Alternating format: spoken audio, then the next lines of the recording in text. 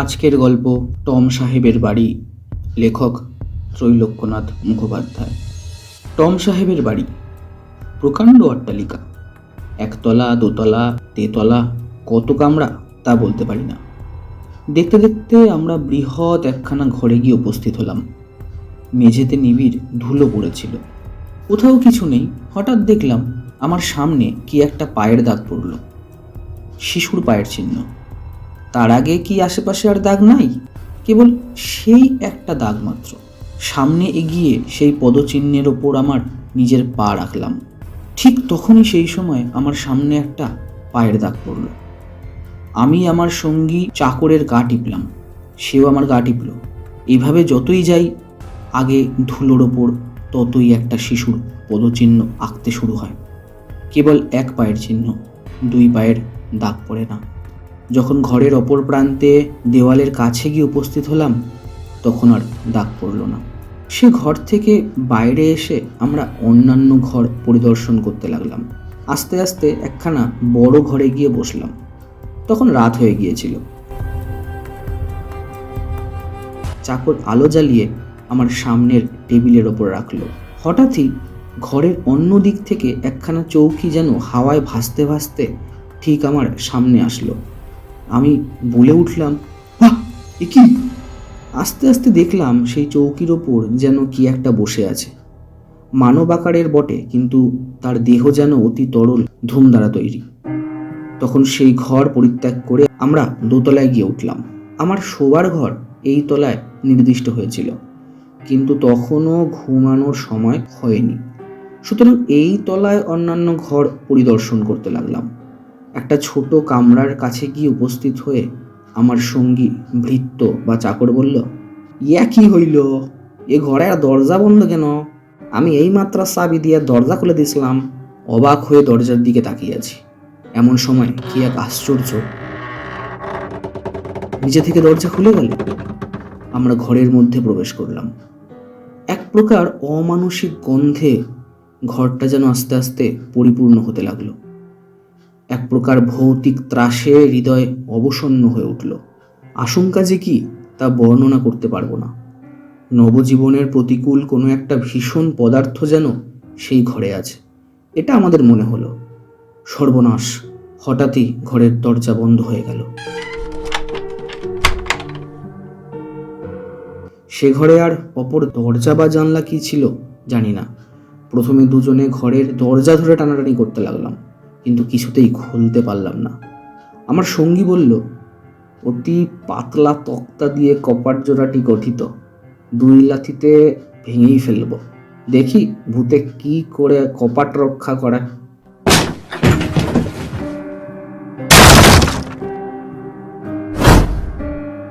দুই লাথি নয়, হাজার লাথিতেও সে কপাট বা দরজা ভাঙল না। আমি অনেক চেষ্টা করলাম, কিন্তু কিছুতেই সে ভঙ্গপ্রবণ দরজা ভাঙতে পারলাম না। শান্ত হয়ে আমরা চুপচাপ বসে রইলাম। তখন হঠাৎই খলখল করে বিকট হাসির শব্দ হলো।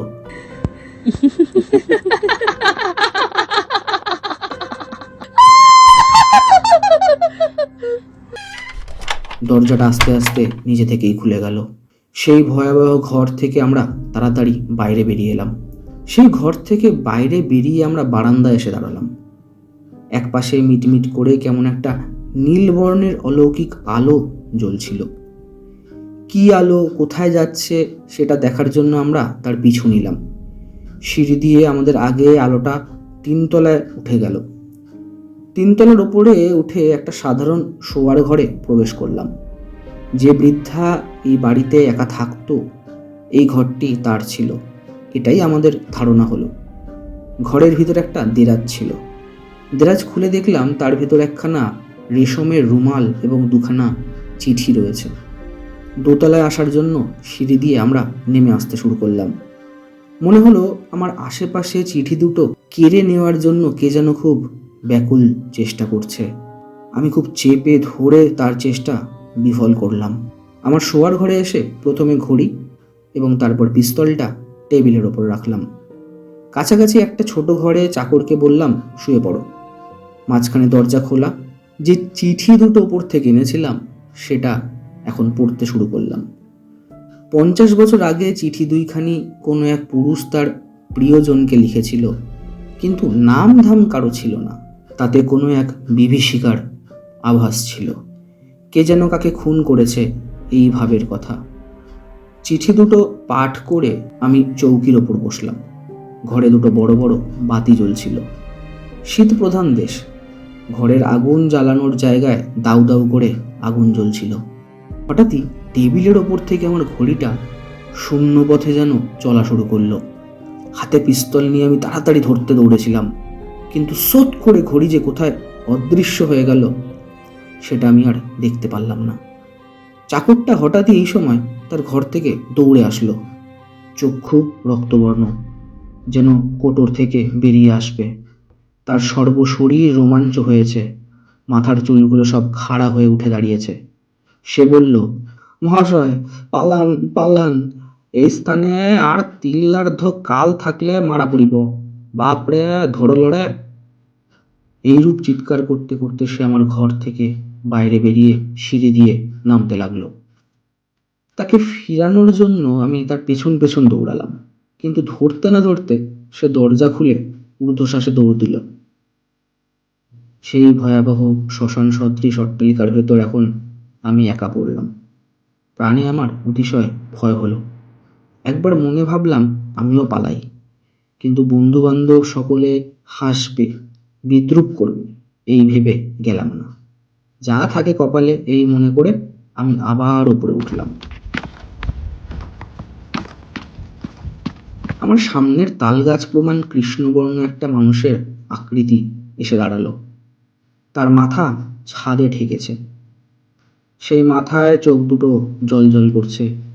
আমার সর্বশরীর শিহরিত হয়ে উঠল। পিস্তলটা হাত থেকে পড়েই গিয়েছিল। সেটা তোলার জন্য আমি হাত বাড়ালাম। অসাড় ও অবশ হাত উঠল না। আমি দাঁড়াবার চেষ্টা করলাম। পা অসাড় ও অবশ, পাও উঠল না।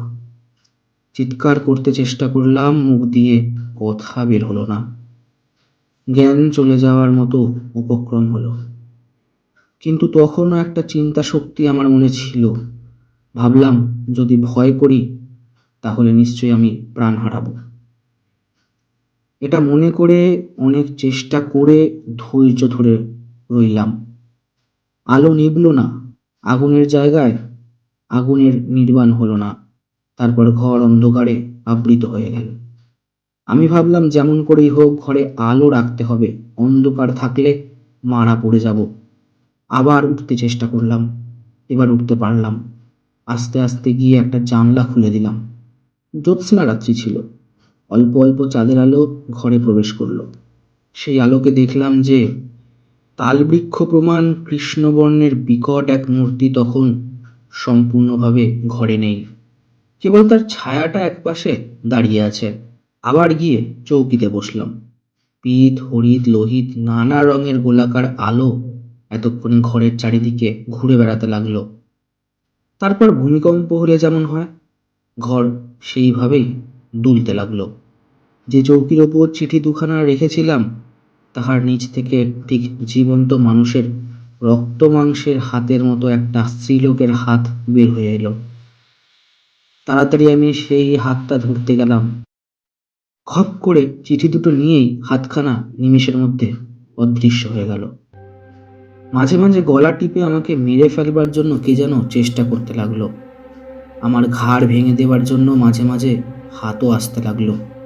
সাহসে ভর করে আমি বরাবর সেই ভৌতিক হাত ঝেড়ে ফেলতে লাগলাম। সে রাত্রিতে আমি যে কি করে প্রাণে বেঁচেছিলাম সেটাই আশ্চর্য। বন্ধুরা, এই ছিল আজকে আমাদের গল্প। ভালো লাগলে অবশ্যই কমেন্ট করে জানান। ভিডিওটাকে লাইক এবং শেয়ার করার অনুরোধ রইল। যারা প্রথমবার তারা অবশ্যই এবং দয়া করে চ্যানেলটা সাবস্ক্রাইব করে রাখবেন। পরের আরেকটা ভিডিওতে এরকম কিছু গল্প নিয়ে ফিরব, সঙ্গে থাকুন।